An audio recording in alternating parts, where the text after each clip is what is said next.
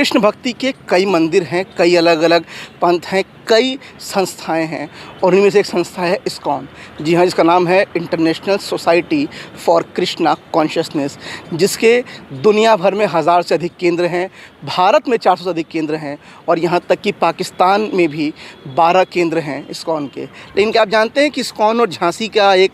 अलग ही जुड़ाव है, अलग ही लगाव है। जी हाँ,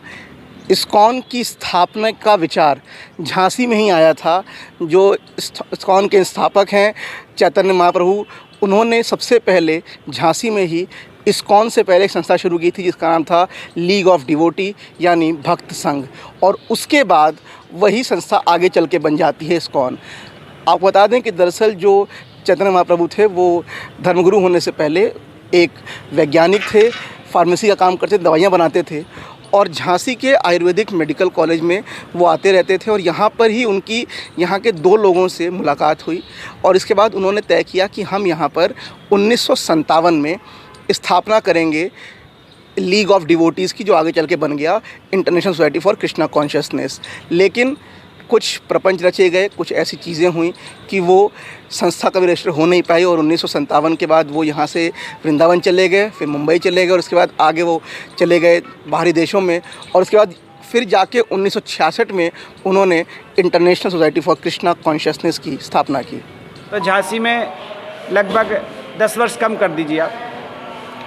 1952 में झांसी में थे और झांसी में रहते थे तो उनको भगनी मंडल में गए। ये जो राधाबाई स्मारक आती है तालाब के सामने स्थापित है, तो वहाँ पर अंदर जाकर के आप लोग अगर विजिट करेंगे तो देखेंगे एक स्मारक बना है, उस पर हरे कृष्ण महामंत्र लिखा हुआ है।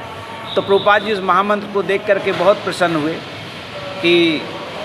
ये तो लगता है कृष्ण ने हमारे उपयोग के लिए ये जगह बनाई है, इसलिए प्रभुपाद जी जो है उस जगह पर रुके। रुकने के बाद उन्होंने एक सोसाइटी को रजिस्ट्रेट करवाया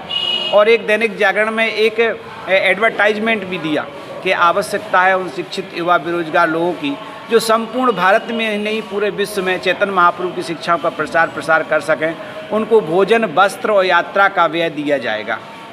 इसके लिए उन्होंने ये एडवर्टीजमेंट किया। फिर जो सोसाइटी के जो वो थे रेवा शंकर भायल जी, उनसे बात हुई तो लगभग कुछ 700-800 रुपये में वो जगह तय हुई। प्रभुपाद जी के पास उतना पैसा नहीं था, कुछ पैसे ही कलेक्ट कर पाए थे, तो उन्होंने सोचा कि मैं वृंदावन चला जाऊं तो वृंदावन से शायद कुछ कलेक्शन हो जाए। तो जब वृंदावन गए, वहाँ से लौट के आए तो देखा कि यहाँ कुछ राजनीतिक लोगों ने राज्यपाल से मिल करके वो महिलाओं उत्थान के लिए वो जगह को आवंटित करा दिया। प्रभुपाद जी ने सोचा हो सकता है, लगता है कृष्ण की इच्छा नहीं है कि यहाँ से कार्य शुरू हो,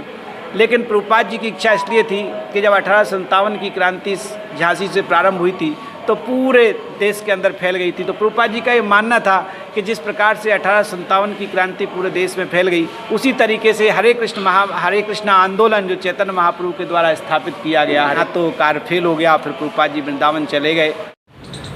तो ये थी कहानी इस्कॉन और झांसी के जुड़ाव की, किस प्रकार से झांसी, इसको हम सब तपोस्थली कहते हैं और यहाँ पे कई बड़ी बड़ी स्थापनाएं हुई हैं और उन्हीं में से एक कि इस्कॉन जो मंदिर आज पूरी दुनिया में जाना जाता है, उसका आइडिया भी झांसी में शुरू हुआ, वो भी राधाबाई स्मारिका में, जहाँ लिखा हुआ था पहले से, जो आज